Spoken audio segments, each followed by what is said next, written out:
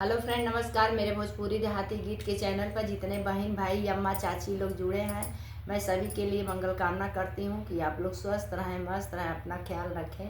देखिए, बहुत एक प्यारा बैठक की गारी गीत है, आप लोग सुनिएगा। अच्छा लगे तो कमेंट में आप लोग ज़रूर बताइएगा और अपना ढेर सारा प्यार दुलार दीजिएगा।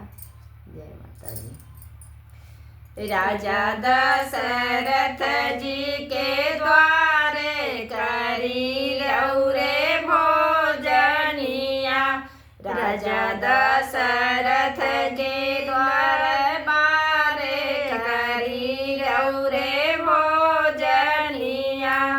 कथुए के थाली कथुए लागल बारी, कथुए के थाली कथुए लागल बारी।